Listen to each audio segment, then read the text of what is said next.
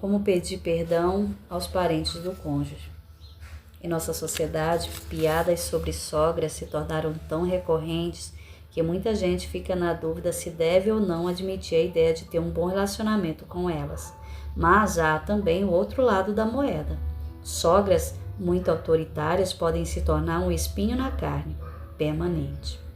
Permita-me explicar, porém, que nesta parte do livro falaremos sobre a questão das sogras, mas também sobre sogros, noras e genros, na mesma proporção. Relacionamentos dessa natureza podem se tornar bem difíceis por uma simples razão. O casamento reúne dois sistemas de tradições e dois padrões de relação familiar. Essas diferenças criam conflitos quase inevitavelmente. A incapacidade para lidar com esses conflitos pode gerar anos de problemas familiares. Eu, Gary, lembro-me de um casal que veio ao meu consultório há alguns anos. Não conseguimos entender nossa nora, disse Catherine. Ela nos disse que não deseja que visitemos nossos netos sem que telefonemos antes para ter certeza de que ela pode nos receber. Que tipo de relacionamento é esse? Fui criado num lar em que meus avós paravam para nos visitar quase todo dia, prosseguiu o marido. Curtis. É uma das primeiras lembranças que tenho de minha infância. Gostamos de nossa nora, quando ela estava namorando Alan. Ficamos satisfeitos em receber a notícia de que eles queriam se casar. Mas parece que agora, depois que eles tiveram filhos, ela mudou. Por que ela faz questão de dificultar tanto as coisas? Talvez porque agora ela é esposa e mãe, trabalha fora e ainda canta no coral, eu disse. A vida dela ficou muito agitada. Se vocês aparecem de repente, se torna mais um fator de tensão para sua nora.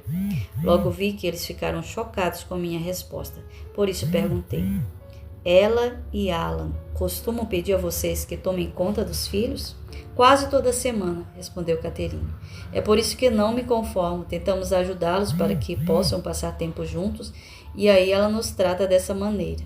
Procurei explicar a eles a diferença na dinâmica familiar e como mudaram os padrões de uma geração para outra. Quando vocês eram crianças, a vida era muito mais simples. Mais fácil e menos frenética. Vizinhos se visitavam com muito mais frequência, era muito comum ver casas com grandes varandas na frente, cheias de cadeiras. No mundo de hoje, porém, varandas e cadeiras são coisas do passado.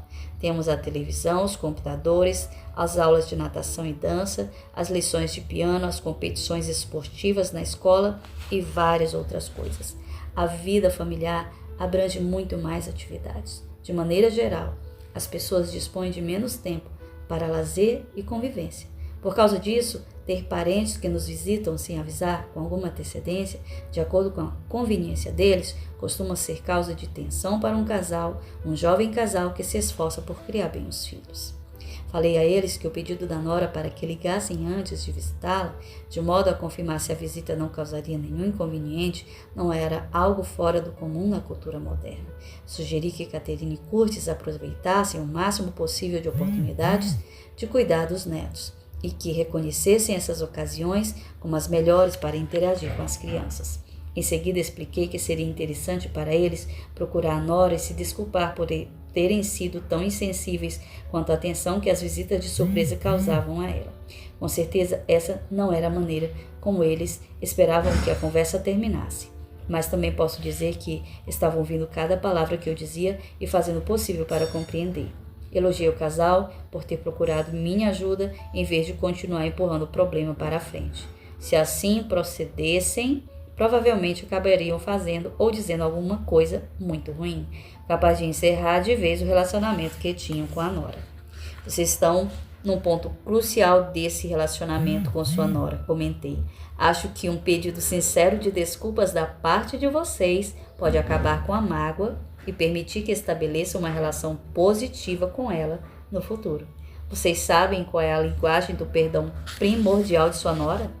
O olhar de dúvida dos dois me mostrou na hora que aquele conceito era novo para eles. Por isso expliquei como funcionam as 5 linguagens do perdão e por que é tão importante usar a linguagem mais apropriada da outra pessoa. Acho que a linguagem primordial de nossa nora é ver a pessoa que errou assumir a responsabilidade, disse Catherine. pois Alan nos diz que, quando eles discutem, ela quer que ele diga, errei. Para ela, um pedido de desculpas não pode ser considerado como tal se não tiver isso. Então vamos dizer que a linguagem do perdão primordial de sua nora seja mesmo essa, falei. Nesse caso, certifique-se de incluir isso no pedido de desculpas. Também não há mal nenhum em colocar elementos de outras linguagens nessa conversa.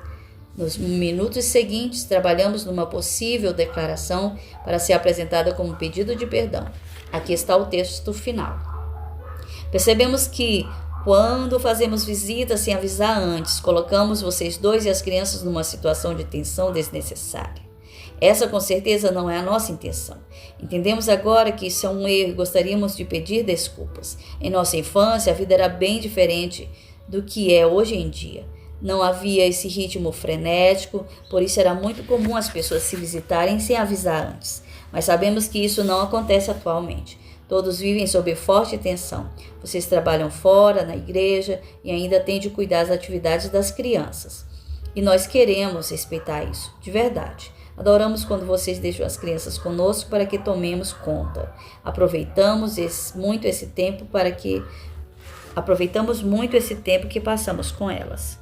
Por isso, sintam-se à vontade para nos ligar a hora que quiserem e nós prometemos que vamos tentar não fazer mais visitas inesperadas e sim ligar sempre antes para saber se é uma boa hora para passar na casa de vocês. E se não for, não o levaremos a mal, pois sabemos que a vida às vezes é muito estressante. Amamos vocês demais e queremos que suas relações familiares sejam sólidas, assim como o casamento. Desejamos ser um recurso e não um peso na vida do casal. Por isso perguntamos: vocês nos perdoam por sermos um pouco chatos no passado? Sabemos que estávamos errados e queremos que as coisas sejam diferentes no futuro. Algum tempo depois, eles me disseram que o pedido de desculpas que apresentaram na hora foi bem sucedido e sentiu que o relacionamento com ela voltara a ser saudável. Pelo visto, precisamos aprender a viver no século XXI, eles disseram. Obrigado por nos ajudar. A maioria das relações tumultuadas entre sogros e genros ou noras pode ser muito melhor se algum deles se dispõe a pedir desculpas e aprender a se expressar na linguagem do perdão primordial do outro. O mesmo se aplica a todos os outros relacionamentos familiares, avós e netos, tios e primas, e sem dúvida também dentro de outras configurações de família. Mas quer você faça parte de um clã enorme e próximo, no qual todos vivem na mesma cidade, quer sua família esteja espalhada por todo o país ou pelo mundo e vocês só se comuniquem pelas redes sociais, aprender a fazer e receber pedidos de perdão fará muito em favor da cura dos seus relacionamentos familiares. Fale sobre o assunto. Você já experimentou ou observou um relacionamento partido ou danificado em sua família? Conforme crescem, muitos irmãos magoam uns aos outros, por meio de palavras ou atitudes inadequadas. Como você lidou com isso em sua vida? Como o fato de escrever uma declaração de pedido de perdão ajuda a lidar com um problema emocional?